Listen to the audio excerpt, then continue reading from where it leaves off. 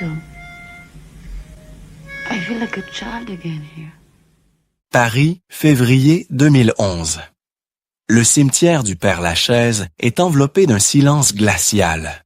Une femme vient de s'éteindre à l'âge de 58 ans. Le monde entier se souvient d'elle comme d'une icône sulfureuse, l'ange déchu qui a fait trembler le cinéma français des années 70. Mais aujourd'hui, sous les couronnes de fleurs et les hommages tardifs, une vérité amère repose dans ce cercueil. C'est l'histoire d'une âme qui s'est éteinte bien longtemps avant que son cœur ne cesse de battre. Bienvenue sur votre chaîne Icônes et Silence. Dans cet épisode, nous ne parlerons pas de paillettes ni de gloire. Nous allons écouter un cri qui a été étouffé pendant 4 décennies. Quelques années seulement avant son dernier soupir, Maria Schneider a pris la décision irrévocable de briser le silence. Elle n'a pas laissé de testament ordinaire, elle a laissé un réquisitoire. Dans la mémoire de ses blessures, elle a gravé le nom de 3 hommes. 3 figures puissantes à qui elle a juré de ne jamais accorder son pardon. Avec un regard fatigué par la maladie, mais l'esprit enfin libéré, elle a prononcé une phrase qui résonne encore comme une sentence pour l'industrie du cinéma. Ils ont volé ma jeunesse. Mais qui a réellement volé cette innocence? Et comment une jeune fille de 19 ans, au sourire aussi lumineux qu'une matinée de printemps, a-t-elle pu être broyée par ceux-là même qu'elle admirait? Pour comprendre cette tragédie, il ne suffit pas de regarder l'écran, car ce drame ne commence pas par une scène scandaleuse à Paris. Il commence par une blessure originelle, un vide immense creusé le jour même de sa naissance. Maria Schneider n'était pas destinée à l'obscurité. Elle portait dans ses veines le sang de la royauté du cinéma français. Son père biologique n'était autre que l'illustre Daniel Gélin, une légende vivante, le charme incarné des années 50. Mais ce nom prestigieux, Maria n'avait pas le droit de le porter. Elle est née d'une liaison secrète, cachée comme une honte derrière les rideaux de velours de la bonne société. Imaginez un instant la douleur silencieuse d'une petite fille. Elle grandit en sachant qui est son père. Elle voit son visage sur les affiches géantes dans les rues de Paris. Elle l'aperçoit parfois à la télévision, adulée par des millions de gens. Mais à la maison, sa place à lui reste désespérément vide. Daniel Gélin venait parfois la voir, mais il gardait ses distances, comme un étranger bienveillant, refusant de la reconnaître officiellement comme sa chair et son sang. Cette blessure de l'abandon a marqué Maria au fer rouge, bien avant qu'elle ne pose le pied sur un plateau de tournage. Sa mère, Marie-Christine, l'a élevée avec amour, mais rien ne pouvait combler l'absence de cette figure paternelle. C'est dans ce vide affectif immense que s'est construite la psychologie de la future star. Maria a grandi avec une soif insatiable d'être vue, d'être reconnue, d'être enfin aimée par un homme plus âgé, une figure d'autorité. Elle ne cherchait pas seulement la célébrité, elle cherchait désespérément ce regard paternel qu'on lui avait refusé. À 15 ans, elle quitte le foyer, rebelle et fragile, errant dans les rues de Paris comme un oiseau blessé, cherchant un refuge. Elle pensait trouver sa liberté dans le cinéma. Elle pensait que l'art serait sa nouvelle famille, une famille qui ne l'abandonnerait jamais. Hélas, cette quête d'amour éperdue allait la conduire droit dans un piège. Car l'industrie du cinéma a senti cette fragilité. Elle a vu en Maria non pas une actrice à protéger, mais une proie facile à manipuler. Et c'est ainsi, le cœur ouvert et les yeux pleins d'espoir, qu'elle a rencontré l'homme qui allait lui offrir le rôle de sa vie, tout en lui volant son âme. Nous sommes en 1972. Maria a 19 ans. Elle est belle, elle est sauvage, et elle croit que le destin lui sourit enfin. Le grand Bernardo Bertolucci, le maître du cinéma italien, l'a choisi pour jouer face à un monstre sacré, Marlon Brando.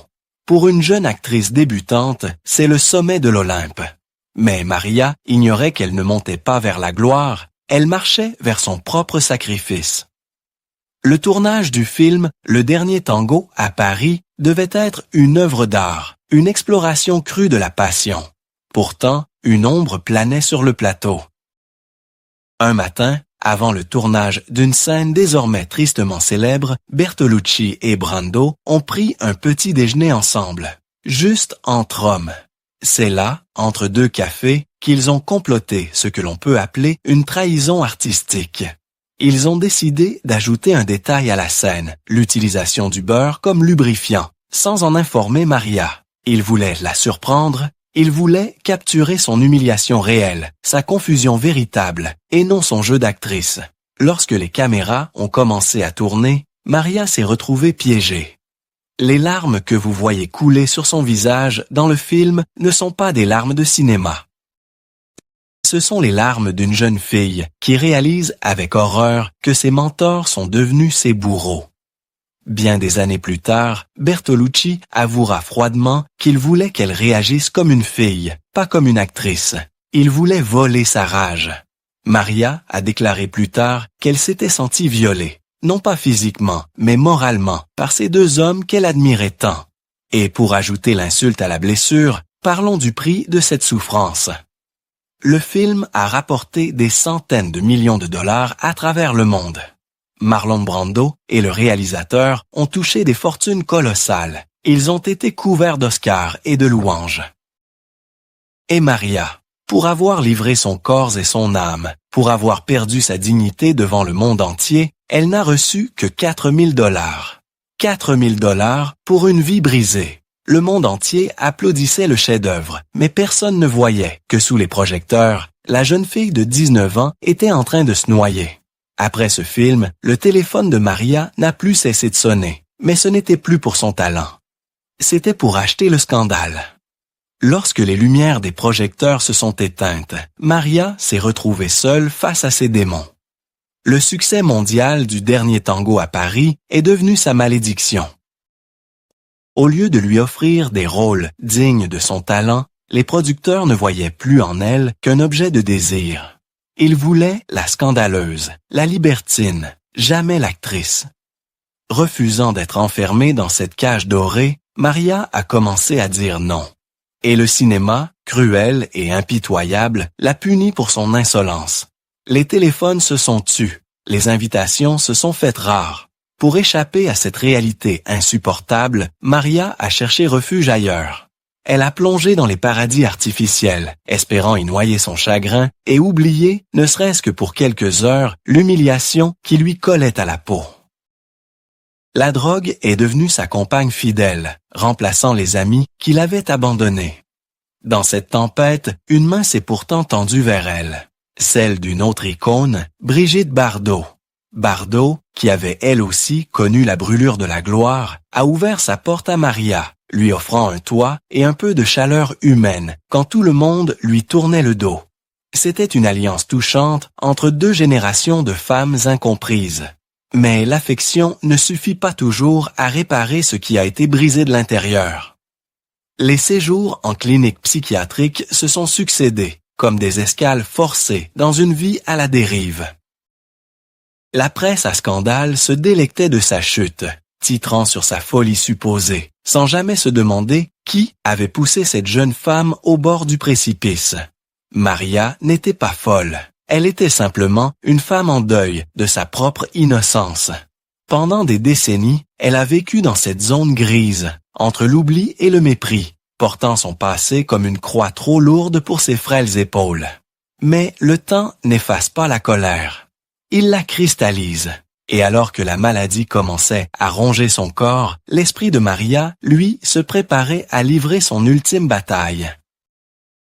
C'est souvent à l'approche de la fin que la vérité éclate avec le plus de force. Au milieu des années 2000, alors que le cancer commençait son œuvre destructrice, Maria Schneider a décidé qu'il était temps de parler. Elle ne voulait pas partir en emportant ses secrets dans la tombe. Lors d'une interview qui a fait l'effet d'une bombe à retardement, elle a ouvert son cœur, non pour demander la pitié, mais pour exiger la justice. Avec une dignité retrouvée, elle a prononcé les noms de ceux qui avaient assombri son existence. Bernardo Bertolucci. Marlon Brando. Pour le monde, c'étaient des génies. Pour elle, c'étaient des voleurs d'innocence. Maria a révélé au monde entier que cette scène du beurre, celle-là même qui avait fait fantasmer des millions de spectateurs, n'était pas du cinéma. C'était une embuscade. Elle a raconté comment, juste après la prise, elle s'était réfugiée dans un coin, en larmes, se sentant humiliée et souillée. Et le plus terrible, c'est que personne, ni sur le plateau, ni dans la production, n'était venu la consoler.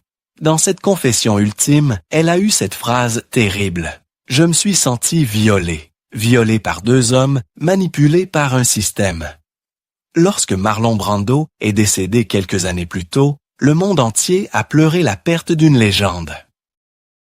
Mais Maria, elle, n'a pas versé une seule larme. Elle a déclaré froidement qu'elle ne pouvait pas pleurer pour l'homme qui avait participé à sa destruction. Quant à Bertolucci, elle a affirmé jusqu'à son dernier souffle qu'elle ne lui pardonnerait jamais. Jamais. Ce mot, répété comme un mantra, n'était pas un signe de rancune, mais un acte de survie. En refusant de pardonner, Maria reprenait enfin le pouvoir. Elle refusait de valider l'idée que l'art justifie tout, même la cruauté. Ce jour-là, l'icône brisée s'est redressée. Elle a transformé sa douleur en un miroir tendu vers l'industrie du cinéma, forçant chacun à regarder le visage hideux de l'exploitation. Elle n'était plus la petite fille perdue de 19 ans. Elle était devenue la voix de toutes celles qu'on avait fait taire au nom de l'art. Maria Schneider nous a quittés un matin d'hiver 2011. Son corps repose désormais en paix, loin du bruit et de la fureur des plateaux de tournage. Mais son histoire, elle, ne doit jamais s'endormir. Car la vie de Maria n'est pas seulement le récit d'une tragédie individuelle. C'est un miroir tendu à notre propre conscience. C'est une question brûlante qui traverse les époques. Jusqu'où peut-on aller au nom de l'art? Est-ce qu'un chef-d'œuvre vaut le prix d'une âme humaine? Pendant trop longtemps, le monde a applaudi le génie en fermant les yeux sur la brutalité. On a préféré célébrer le mythe plutôt que de protéger la jeune fille. Mais aujourd'hui, grâce au courage de femmes comme Maria, le silence n'est plus une option. Elle a été l'une des premières à dire non. Elle a été l'une des premières à refuser d'être une muse muette pour devenir une femme libre. Aujourd'hui, quand nous regardons ces vieux films, nous ne voyons plus seulement l'actrice sensuelle. Nous voyons une survivante. Nous voyons une combattante qui a payé le prix fort pour sa vérité. Son héritage n'est pas dans les scènes qui l'ont rendue célèbre, mais dans les mots qu'elle a osé prononcer avant de partir. Elle nous rappelle que derrière chaque icône, il y a un cœur qui bat, un être humain qui mérite le respect, bien plus que les applaudissements. Merci d'avoir écouté l'histoire de Maria Schneider avec nous. Ici, sur la chaîne Icônes et Silences, nous croyons que chaque vie mérite d'être racontée avec justesse et compassion. Si cette histoire vous a touché, si vous pensez vous aussi qu'il est temps de redonner la parole aux oubliés, je vous invite à vous abonner. Rejoignez-nous pour découvrir d'autres destins, d'autres lumières et d'autres vérités cachées dans l'ombre. Au revoir et n'oubliez jamais d'écouter le silence.